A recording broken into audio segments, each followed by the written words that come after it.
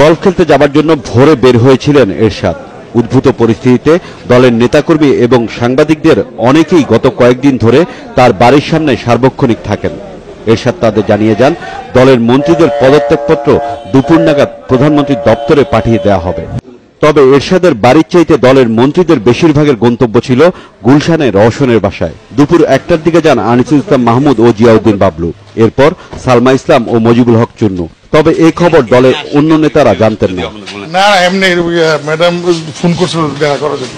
আমি গিয়ে দেখেছি ওনারা আছে ছিল, ও যে কে জিয়াউদ্দিন বাবলু ছিল না, আনিস ওয়াইস ছিলেন, এখন চুন্নু ভাই।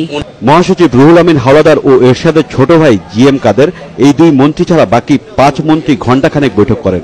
ছিলেন দলের কয়েকজন প্রেসিডিয়াম সদস্য। জানা যায়, রওশনকে সামনে রেখে সরকারে কিভাবে থাকা যায় তা নিয়ে আলোচনা করেন তারা। সরকারের সঙ্গে ঘনিষ্ঠ এই দুই নেতা এ নিয়ে বেশ তৎপর থাকলেও মুখ খোলেননি। রওশনের বাসায় যখন বৈঠক চলছিল, বারিধারায় এরশাদ তখন দলকে নিয়ে বিভ্রান্তিকর খবর না ছড়ানোর অনুরোধ করছিলেন এবং নানা গুঞ্জনের জবাব দিচ্ছিলেন। আমরা যে কথা বলেছি নির্বাচন করব না, সব দল না আসলে আমরা কখনো নির্বাচনে যাব না। যত প্রোপাগান্ডা করুন, বিভ্রান্তি খবর ছড়ান, মানুষকে বিভ্রান্ত করার চেষ্টা করবেন না। আমি চেয়ারম্যান আছি, ভারপ্রাপ্ত চেয়ারম্যানের কেউ নাই। যতদিন জীবিত আছে আমি জাতীয় পার্টির চেয়ারম্যান আমি আছি, আর কেউ নয়। রওশন ম্যাডামের বাসায় আপনারা দুজন ছাড়া বাকি 5 মন্ত্রী তো বৈঠক করেছেন। এটা কিসের বৈঠক ছিল এটা আমরা জানি না। তবে রওশন এরশাদ, আনিসুল ইসলাম মাহমুদ এবং জিয়াউদ্দিন বাবলু এখনো পদত্যাগপত্র এরশাদের কাছে জমা দেননি। এমনকি তাদেরকে বারিধারাও দেখা যাচ্ছে না।